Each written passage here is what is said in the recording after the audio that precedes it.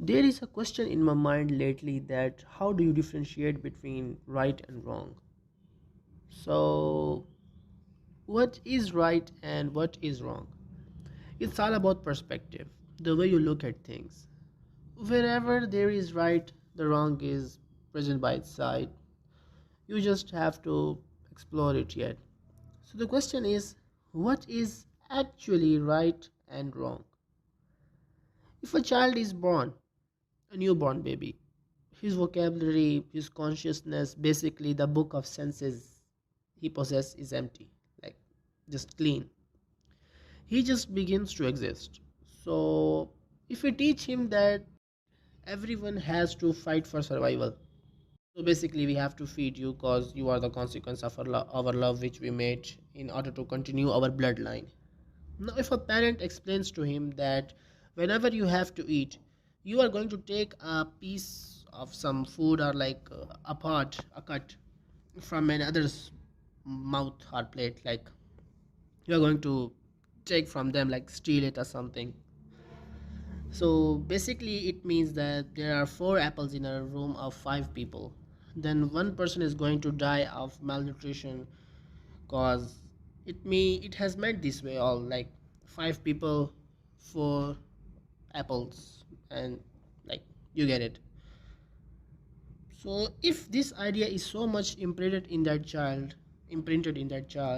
that then what's your choice, like what's the result? Are you making him a good fighter for this cruel world to keep him from humiliated by others, taken advantage, like it is a right thing to do, or you have just diminished the idea of sharing resources with the other fellow competents in order to survive together rather than just try to exist and keep up the pace is also a very logical right thing, because then where is the reward of you being a better fighter, like better fighter than others, survival of the fittest type of thing.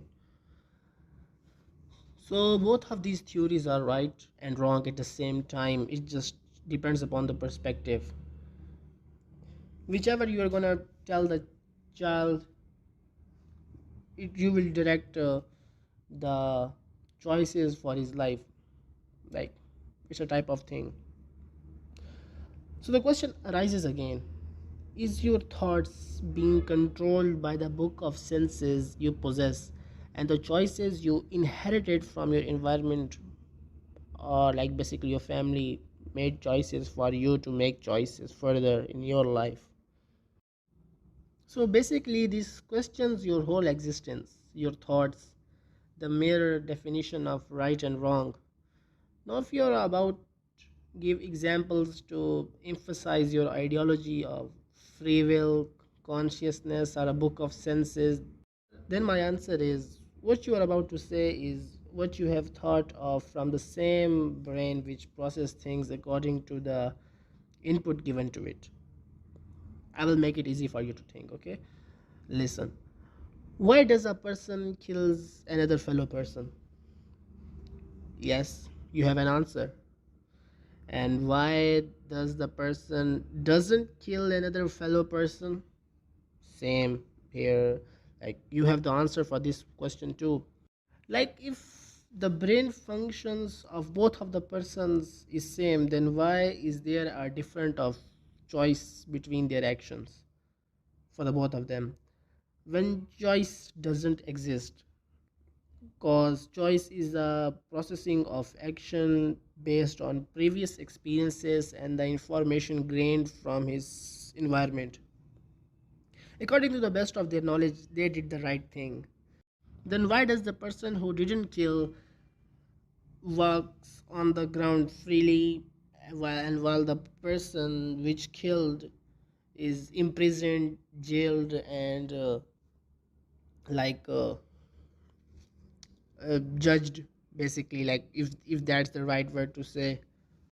So the answer to this question is that this judgment, the process of thinking that who is right in action and who is wrong in actions, is judged by some rules, principles, and laws.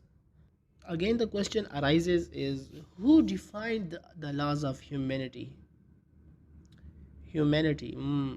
That's an interesting word. Note it down, we will get to it. So these laws were defined by the humans which existed as a little back in time which happened to have the element of humanity. It is defined as remorse, guilt, regret, also coded in some places as emotion. Now this element of humanity is an abstract noun. It can be felt, not to be seen or touched or something.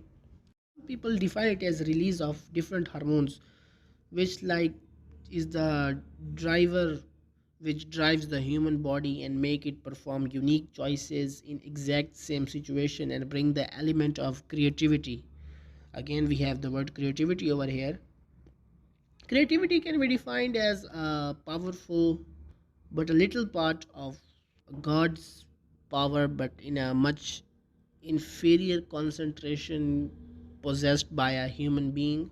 But here, my atheist fellow are going to stand out from the crowd, but we will explain them to their satisfaction. Wait a little, okay? Wait.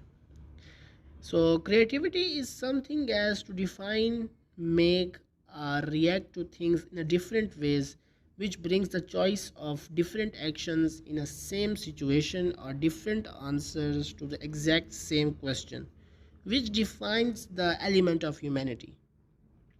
We have an example here. It's a really popular question in the study of law and judiciary. Teacher puts a chair in front of the class and asks them to prove that this chair doesn't exist. So basically it gives the boost to brainstorming ability to tackle almost impossible situations to lawyer and judges. This merely questions the whole concept of right and wrong, like the whole concept over here, like how are you going to prove a chair doesn't exist if it is in right in front of you? Now every student has a different way to prove that the chair doesn't exist. The most powerful and quite accurate answer is what chair? Like basically question the existence of chair and give an answer in the form of a question. Yeah, that's the right thing to do. A question to a question is the best answer in judiciary until the other person gets tired and his thoughts cannot make something further. But again, there is a quote which is really important over here, like there is a thin line between making a point and making a difference. Yeah, there is a thin line between making a point and making a difference. Now this whole thing explaining concept of right and wrong, free will, but I do not mean to say whatever you will do, it's already not your choice. You are just merely controlled by your past life. What I am trying to say is life is not fair, but God is fair. It can be the answer to your question which you ask whenever something bad happens to you is why did this happen to me? Why among why am I the chosen one among the whole population of this world? Like you gave your 100% effort, your love, affection, and everything known to you, but still failed. And someone just got succeeded effortlessly in that same thing. Like, why? So, the answer is stop trying to control things which happens to you. Tyler Durden. If you are given a task and after every effort you have been known to, and you performed it and it's still undone, you own you can have two options over here. You either redo the task, like again perform it from scratch, or you just step on it and move forward. If you cannot find an escape door from your current situation, it means it has happened to shapen you. When it is done, you will find the path.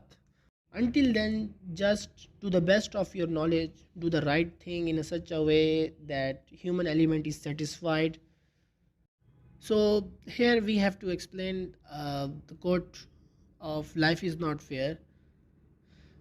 which will be explained by an example as given as 10 students are present in same class.